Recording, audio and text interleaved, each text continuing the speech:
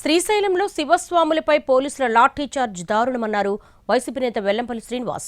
శ్రీశైలం కాలినడకన వచ్చిన స్వాములను దుర్మార్గంగా లాఠీ చార్జ్ చేస్తారని ప్రశ్నించారు.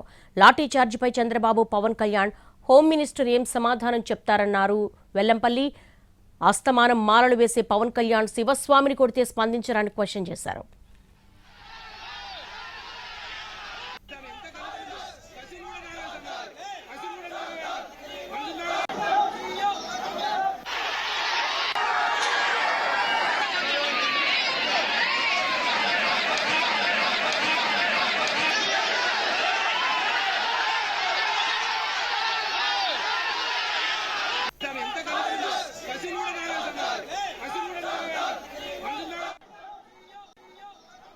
మనకి తిరుమల తిరుపతి దేవస్థానం తర్వాత అతిపెద్ద దేవాలయం మన ఆంధ్ర రాష్ట్రంలో శ్రీశైలం దేవాలయం.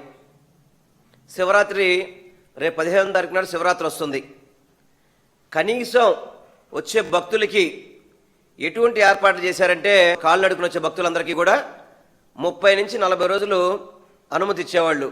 కానీ ఈ కూటమి ప్రభుత్వం వచ్చాక దాన్ని వారం రోజులకే పరిమితం చేసి భక్తులందరికీ కూడా కాలినడకన వెళ్ళే అవకాశం లేకుండా చేసింది ఈ కూటమి ప్రభుత్వం.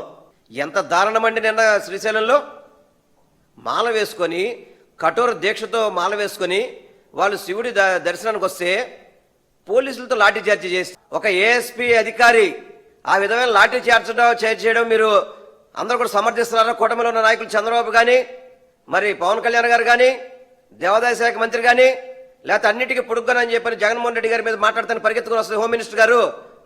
అనిత గారు ఏం సమాధానం చెప్తారండి మీరు? మనకి తిరుమల తిరుపతి దేవస్థానం తర్వాత అతిపెద్ద దేవాలయం మన ఆంధ్ర రాష్ట్రంలో శ్రీశైలం దేవాలయం.